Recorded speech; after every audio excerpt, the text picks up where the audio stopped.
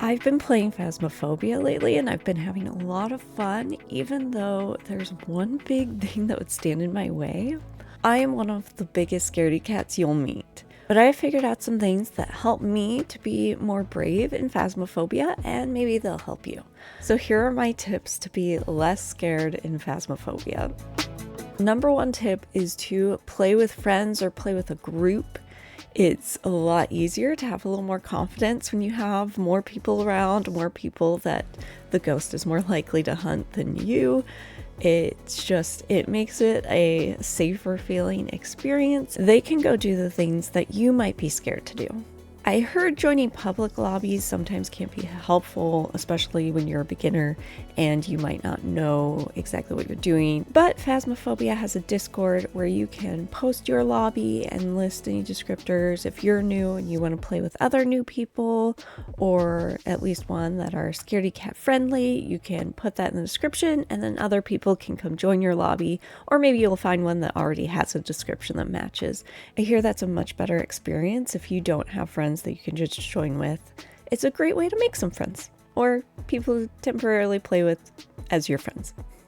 I'll put a link in the description for the Discord so you can go join it right now and start finding people to play with. There is no shame playing on amateur. Play on that level for as long as you like and as long as you need to. That's why it's there. And playing on amateur gives you that 5-minute grace period where the ghost will not do a hunt. It might try to scare you, so there might still be sometimes some scary moments, but you can rest assured that it is not hunting. It is not going to actually hurt you. I play on amateur and I like to set a timer for 4 minutes 30 seconds so I know exactly when that grace period is going to end, 30 seconds after that time. And usually I can reset that timer, that 4-minute 30-second timer, and rest assured that still no hunt's gonna happen. For the most part, there will not be hunts at that time and I can feel more comfortable still doing my investigating. And after that second timer goes off, I will go into the van and check and see how my sanity's doing, see if I'm feeling nervous, in which case maybe I'll figure out what ghost it is from what clues I already have. Another option for the scaredy cat player is to be the van guy, as I call it. Your job is to monitor everything from the van. Your responsibility is to monitor sanity levels, report on activity, particularly if signs are pointing to a hunt.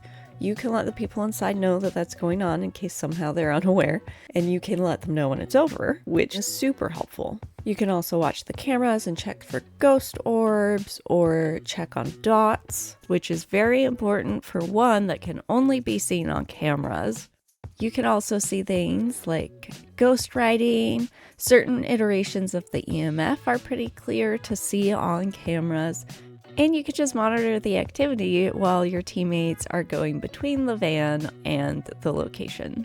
If your team has things like motion sensors, you can place those around the area that you suspect is the ghost room. It can help you recognize how much it travels or where it's moving. Also, if you have sound sensors, you can use those to track if the ghost has burnt a crucifix, or you can track where it's going while it's hunting, or in those bigger maps, you can place them around in different areas and use them to sort of help pinpoint where the ghost room might be. It can be hard to find in those big maps, but if you have sound sensors, they can usually give you a little bit of clues if there's some activity going on in a certain area.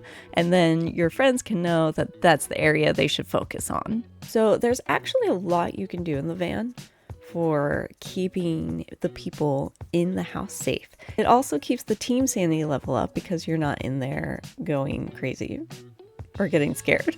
This also means that if all of your team have the same tier items, you're the person buying the items because you're not going to lose them. You're not going to die and lose half the cost of your item. That's not going to happen, so you are buying all the equipment and helping other people feel more okay if they end up dying because they're losing less. I also feel like it's a great way to get into the game and sort of, if you're watching the cameras or listening, you can experience what the spooky parts are like, but at a distance. It might start helping you feel a little bit braver because you're getting some familiarity. You're able to get some comfort, but at a safe space.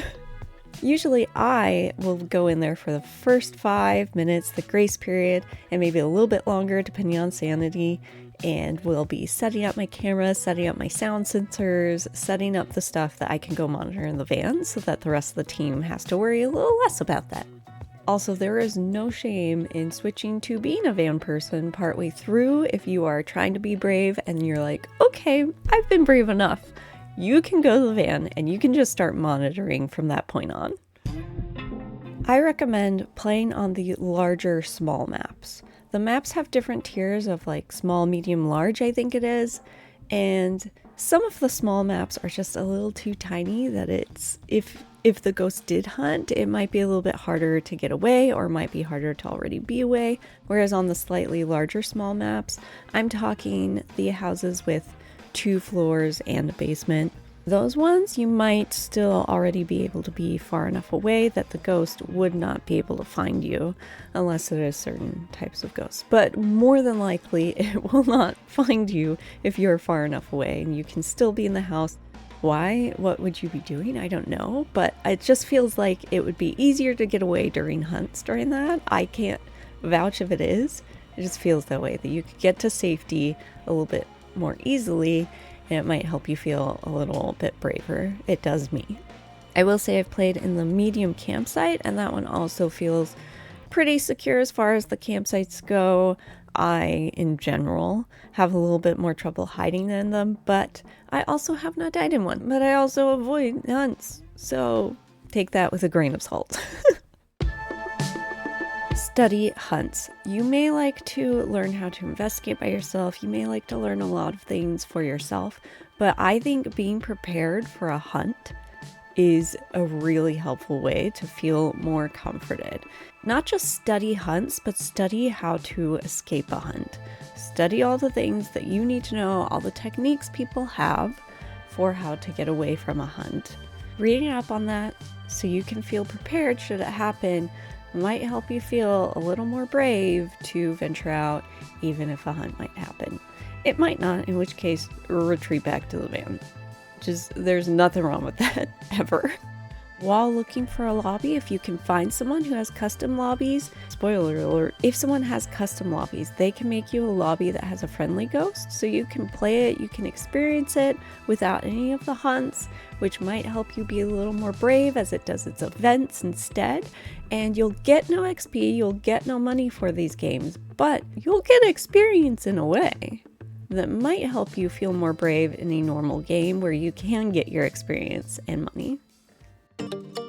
If you haven't unlocked it yet, play with someone who has crucifixes and sanity medication. Crucifix will prevent a hunt. It's usually wise to just put them in the ghost room a little bit apart from each other, maybe one just outside the door in case it manifests just outside the room. But if you see one of those crucifix burn, then you know that it was trying to hunt, and that might be your clue to go be a van guy, or at least just hide a little more. And if you have the sanity medication, then you can go back to the van, take some sanity medication, get your sanity back up, and fight off those hunts for a little longer, and then you can investigate a little longer without fear of hunts. I once played a game of just me and one other person, and we were taking the sanity medication because we just wanted to investigate, just the two of us. As soon as we were getting near that 50% sanity threshold, which is when most ghosts will start hunting, we took our medication, made sure we were staying out of that range and staying safe. And lastly, I would recommend playing in the daytime and in well-lit areas. It's a lot easier to be creeped out if you are in the dark somewhere kind of quiet, but suddenly you're aware of all the creaking sounds and you don't have as much around your screen to distract you and help you sort of ground you out of the game. If you're playing in the well-lit areas, that's going to help you feel a little bit more brave. So those are my tips for playing. If you are a scaredy cat like me, let me know if you have any other recommendations because I would love to hear them. As a fellow scaredy cat, I would love to hear them. Thank you so much for watching. I hope you have fun playing like I do. Let me know if you have fun playing now. If you take any of this to heart, or if you just have fun playing, let me know. Thank you so much for watching, and I will catch you next time. Bye!